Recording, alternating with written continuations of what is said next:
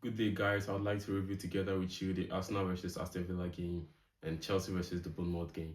And with the Arsenal Aston Villa game, I've already made a review about it, and it was even in-game analysis. I would say when Arsenal started the game, 3 minutes into the game, I was like, Arsenal is losing. I posted on my Twitter as well that Arsenal is losing because the setup that Arteta went through, he was too confident.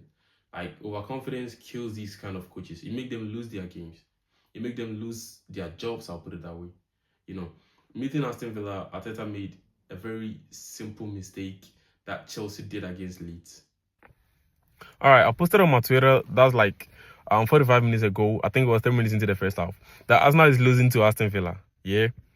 And I want to explain to you why, because they are now 1-0 1-0 down. Yeah. And the reason why I said that is Arsenal is building up in a 3-1 system as I'm talking to you right now. As in the first half of the game, Arsenal was building up in a 3-1 system.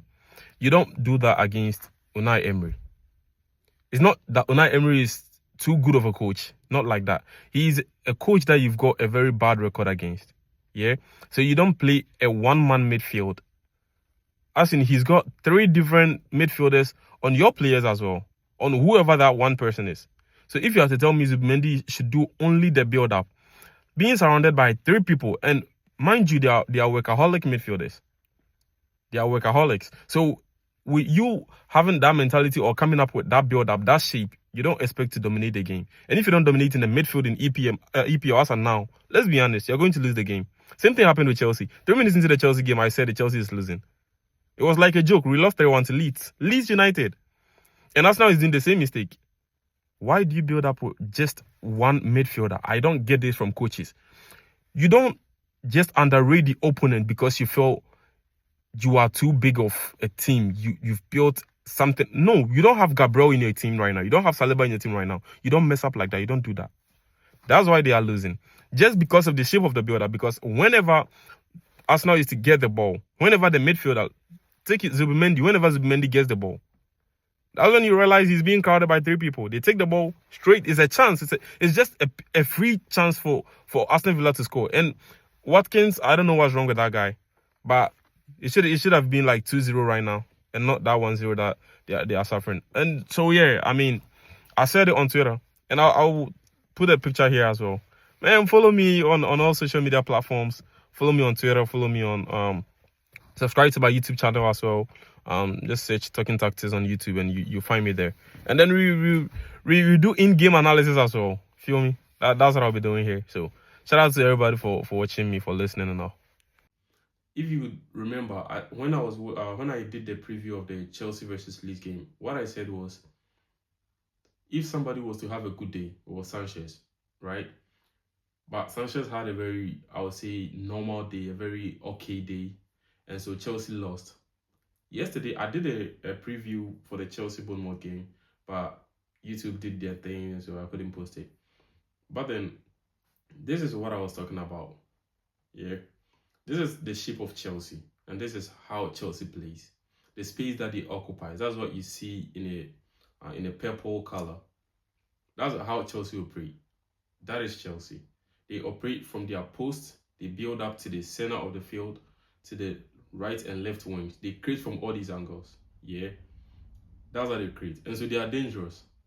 But what makes Chelsea vulnerable is their wing backs. I'll say the left back and the right back, like the full backs of Chelsea. That's where the problem lies.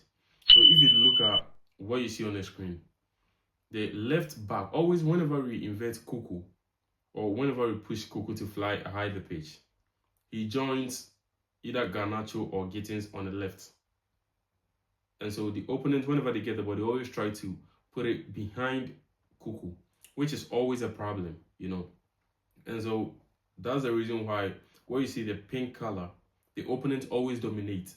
But with Chelsea having this stat, it gives the opponent or the opposition the chance to always, exploit the left and the right back. That's the full backs of Chelsea.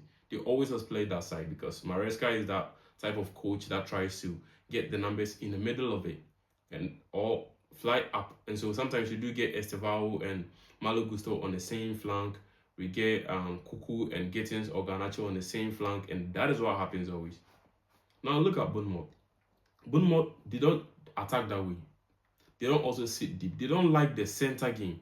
They don't like it. They don't like to build up and be with you in the middle of the game because they don't have good DMs compared to Chelsea having Caicedo, Enzo, and their 10 Palmer. You know, those players. Chelsea having quality, they dominate most of the field. They do. But Bournemouth doesn't have that. And their best player, Semenyo, we all know Semenyo is that deadly. He's that lethal. He gets you and he's going to punish you. He's going to punish you. That's Semenyo for you. So this is how Bournemouth play their game. Whenever, even if they create on the right side of it, they always blast the ball straight to Semenyo on the left wing of it. And whenever he gets the ball, we all know, a very lethal guy, very good in shooting, and his accuracy also, that's the reason why he's one of the top scorers in the EPL right now. And so, with Bournemouth having this setup and Chelsea having a setup that have problem with the left wings and the right wing, left back and the right back, which is the full backs. I said it like a couple of times that Chelsea is going to suffer on the hands of Semenyo. And yesterday we saw it. It was Sanchez being brilliant. As I said in the league game, in such games where they always try to counter-attack through the wings, you always need your goalkeeper to step up. And yesterday, who won the man of the match? Even though I said it against the Leeds in the Leeds preview, that if somebody was to be my man of the match or have a good day, even before the day that they played the match, I said if somebody was to get a good day, it was going to be Robert Sanchez. And Rob's crazy yesterday. He was crazy. He did so great. He did very good, and he ended the draw.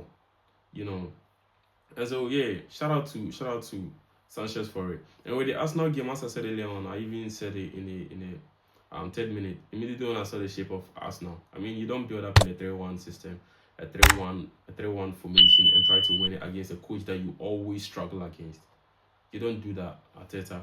If Arteta loses the hope, because yeah, Arsenal, as one legend said, watching us now is like a Netflix. You always, wait for the next season, and that's what they are doing right now.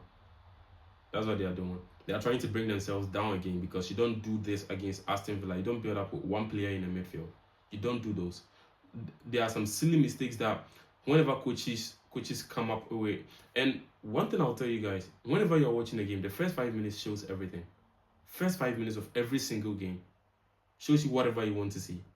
And so whenever I watch a game and I watch the first 30 minutes, first 5, first 10 minutes, and I see the coach now approaching with a different style or a different, type or style of play, what I say is the coach didn't prepare well for the game. Or either he did, but the opposition found him out. And that's what happened in the Leeds game. It was so good to the point that I was just watching it and I was expecting Leeds to score a lot of goals. A whole lot of goals. And the same thing happened. Even yesterday, Bournemouth did very good. And what caused the Chelsea draw, I would say, is the lack of individual brilliance. We didn't have Palmer on his normal day because he's coming out of injury. And yeah, I can't blame him, And I can't blame Maresca that much because he did everything right. I won't lie. The individuals didn't step up on the day.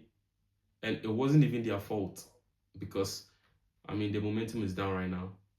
He just lost to Leeds United. So he needs that very win, that very push to lift him off the ground. And so hopefully we get it in a weekend or so. I'll get you guys the preview, what to expect and everything. I'll just do my research after this very game and then get back to you. Anyway, Arsenal, as I said earlier on, yeah, let's hope for a title for these people. I'm a Chelsea fan, but bro, it's getting out of hands. I don't know if it's a curse or whatever. I don't know. Arsenal, please do something. Arteta, like 5 years of a project. At this point, I can't call you a failure, but it looks like it. So, man, shout out to you guys. Shout out to everybody that tuned in. Thank you very much, and may God bless you. Yeah. I'm out.